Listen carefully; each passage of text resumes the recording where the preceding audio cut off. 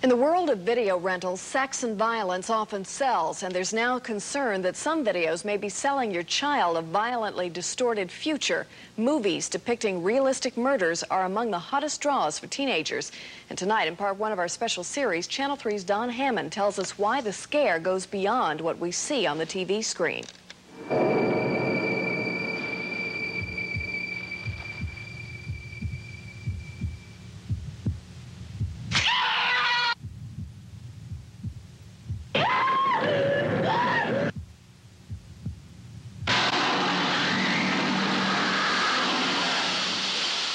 There's this one guy who's sitting on a mattress and he's ripping himself apart with a razor. Usually there's one person that's killing, and they always kill the girls. The gore. Oh, there's naked women all over the place. They like to actually show the brains hanging on the floor. They get chopped with axes and stuff. And I like people getting cut up. I get into it. At first you go, ah, but then after you see it and you see the whole movie, you like it. You start to like it. And what they like are the bloodiest, most explicit and violent movies that have come out in the history of filmmaking. Many combine sex with violence, often depicting mutilation, rape, and murder. But they aren't seeing these movies at the theater.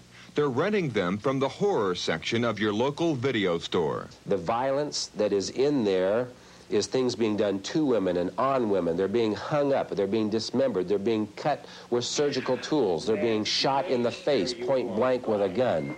And all of this type of stuff is being presented as acceptable. With repeated exposure to the slasher films, I think what we're seeing is a callousness, a kind of desensitization to female victims of violence in particular.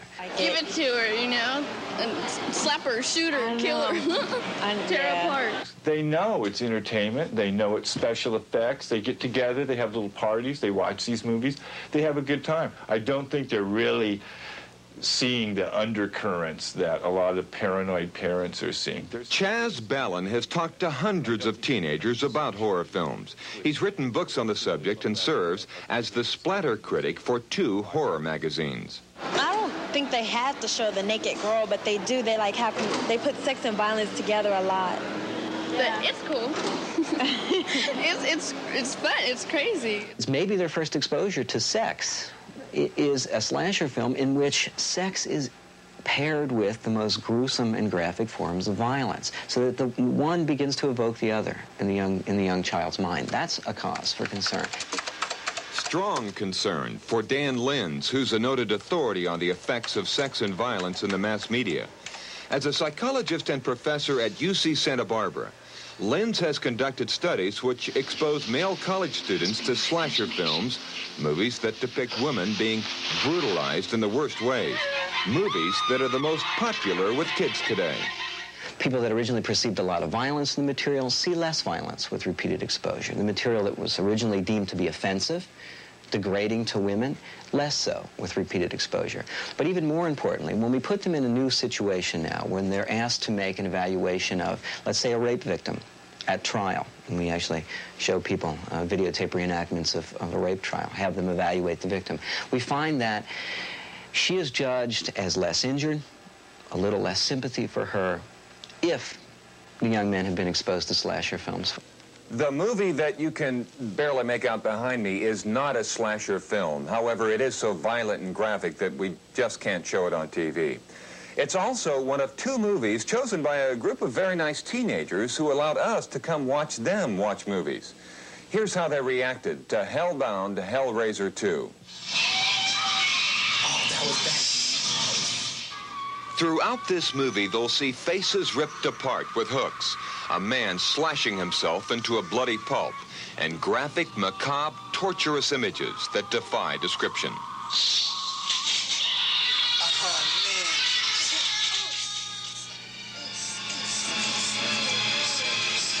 But as the movie wears on, the shock value wears off. They've become desensitized to the violence, and though the movie still evokes grimaces, the movie no longer seems quite so grim. They're seeing it as entertainment, and I don't think they're becoming sexually twisted or particularly malevolent or particularly misogynistic from watching these films. They can separate the fact from the fiction. The real question is, are we as a society willing to conduct the social experiment whereby we allow child after child after child to be exposed to these kinds of depictions, waiting to see if there is this kind of callousness that I'm talking about, or are we willing at this point to take a step to intervene? In Sacramento, Don Hammond, Channel 3 reports. If these tapes are so violent and so explicit, why is it so easy for teenagers to get a hold of them? Well, we'll have some answers to that question in part 2 of our special series, Violent Tapes, when Channel 3 reports tonight.